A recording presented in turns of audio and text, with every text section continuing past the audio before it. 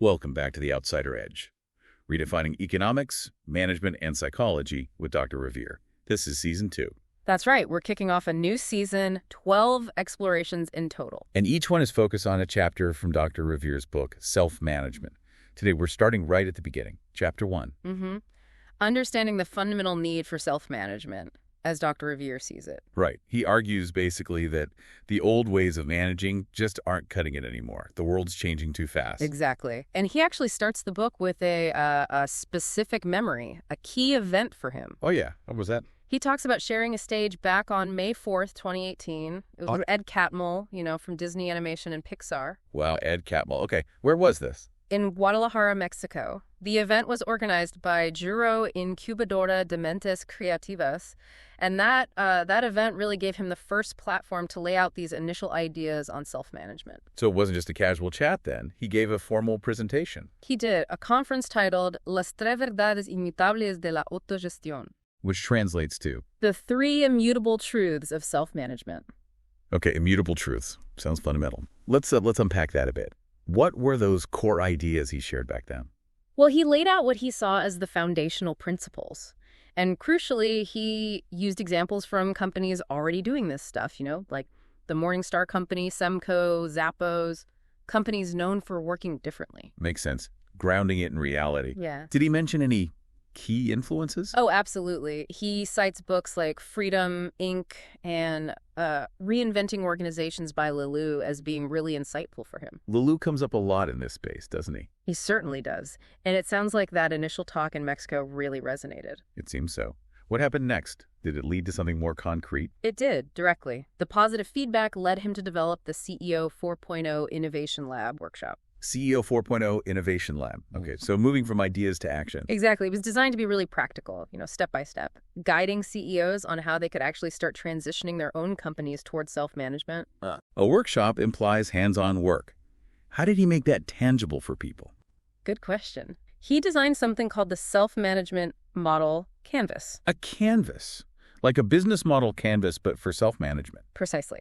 The idea was to give CEOs a tool, regardless of their company size or industry or even culture, to actually design their own model in just a couple of days. 2 days to design a whole new management model. That's ambitious. It is ambitious, but the canvas provides the structure. And it wasn't just for the whole company necessarily. You could apply it to a project, a team, a department, wherever made sense to start. Okay, that makes more sense, a starting point. Was there follow-up support? Yes, there was a practical manual that went along with the workshop, sort of ongoing support, a reference guide. So the book, Self-Management, essentially takes all of that experience, the conference, the workshop, the canvas, and makes it accessible to, well, everyone. That's the core aim, yes. He wants to give you, the reader, not just the why this shift is so critical now, but maybe even more importantly, the how. How to actually design your own model for your specific situation. Exactly.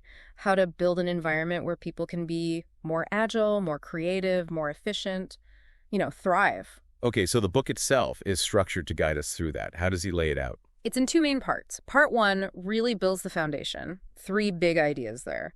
First, why self-management is basically essential to compete today. Second, the mindset shift required, recognizing this isn't some fringe idea, but a successful global model. And the third? The third gets into the nitty-gritty, key practices, guiding principles, the attitudes needed for it to actually work day to day. Right, the foundations. And then part 2 gets practical, I assume, with a canvas? Precisely. Part 2 introduces the self-management model canvas properly, takes you step by step through designing your system. Designing, like, what aspects? Things like defining the overall framework, the rules of the game for your context, creating a system for how people manage commitments to each other. Okay.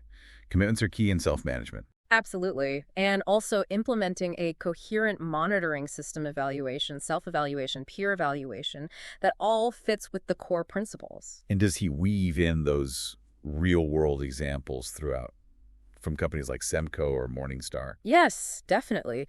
You'll learn about common practices in companies that are already self-managed. The point isn't to copy them directly, though. Right, it's not one size fits all. Exactly, he stresses that. It's a framework to help you design your unique implementation, your transition. Okay, let's circle back to part 1 then. That urgency argument. Yeah. How does he kick that off? Why is this needed now? He starts with this really vivid thought experiment about accelerating change, especially technological change. Yeah. Imagine a sealed room, and there's a leak. One drop of water, but it doubles in size every minute. Exponential growth. The doubling scenario. Classic. Where's he going with it? He asks how long until the room is full. And the point is, our intuition about this kind of growth is usually way off. Because we think linearly. Exactly. We're wired for steady, linear progress. We see a few drops, think we have loads of time. But exponential growth, it sneaks up on you. So how fast does the room fill in his example? It's full in 30 minutes. But here's the kicker. For the first, say, 25 minutes, it only fills a tiny fraction, like less than 4% of the room. Wow. Right. Then in the last 5 minutes, the remaining 96% gets filled. Bam. Overwhelming. That really illustrates the deceptive nature of it. It seems slow, then suddenly it's everywhere. Precisely. And he doesn't just leave it as a story. He shows it in tables, graphs, linear scale, logarithmic scale, to really hammer home how this acceleration works and how easily we can miss it until it's too late. So this isn't just about water drops. He connects this exponential pattern to the real world. Absolutely. He links it directly to Ray Kurzweil's law of accelerating returns. Kurzweil, the futurist. Yeah.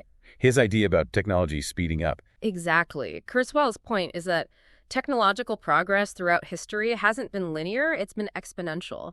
The pace of change itself is accelerating. From early tools to computing, it gets faster and faster. And Dr. Ravier includes Kurzweil's evidence for this. Yes. He uses a table based on Kurzweil's work showing how the time between major paradigm-shifting inventions keeps shrinking. It highlights this accelerating rhythm. So these aren't just gadgets. They're fundamental shifts in how we operate. Fundamental shifts, yes. How we perceive the world, interact with it. Now, Kurzweil focused on tech. But Ravier connects it to management. He does. He brings in Frederic Laloux, again, from Reinventing Organizations. Laloux, as we mentioned, identified a similar exponential progression, but in management paradigms. The color stages. Infrared, magenta, red, amber, orange, green, teal. Those are the ones. From basic survival groups up to these more complex adaptive organizations. And Ravier puts these two progressions, technology and management, side by side. He does. He presents a table and later a graph that overlays Kurzweil's technological timeline with Laloux's management stages. Suggesting a link? Suggesting a pretty logical and coherent correlation. As technology leaps forward exponentially, our ways of organizing and managing have had to evolve exponentially too, just to keep up and make use of the tech. That's a powerful visual. Tech evolution and management evolution, hand in hand, both accelerating. It really clarifies the dynamic. And he even quotes Laloux, who himself noted how surprising the acceleration in human and organizational consciousness has been over time. It reinforces that exponential trend in how we manage. Okay, so where does self-management specifically fit into Laloux's framework? Why is that the focus? That's the crucial link. Laloux identifies self-management as one of the 3 core breakthroughs of his highest stage, the teal, or evolutionary organizations. The ones best adapted to this accelerating change. Exactly. According to Laloux, these teal organizations thrive on self-management, wholeness, bringing your whole self to work, and an evolutionary purpose. So self-management isn't just a feature, it's fundamental to this most evolved stage. Got it. So bringing this all together, Yeah.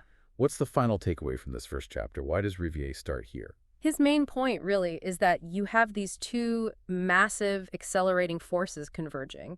Technological change, Kurzweil, and management evolution, Laloux. And this convergence makes self-management essential. It makes it a necessity, he argues. Shifting towards self-managed styles, structures, ways of working, it's not optional if you want to stay relevant, create value, be efficient. And the cost of not adapting. Well, history shows us, right, those who couldn't adapt to previous big shifts, Industrial Revolution, Information Age, they paid a heavy price in terms of productivity, competitiveness, even survival. He argues it's the same now with the shift towards self-management. Ignoring it is risky. Okay, that definitely sets the stage. We've covered a lot just in this first exploration of Dr. Ravier's self-management here on The Outsider Edge. It's clear why he sees this as an urgent need. Absolutely. This first step really lays out that landscape of accelerating change and why the traditional models are struggling to keep pace. You can see the argument building. It certainly does.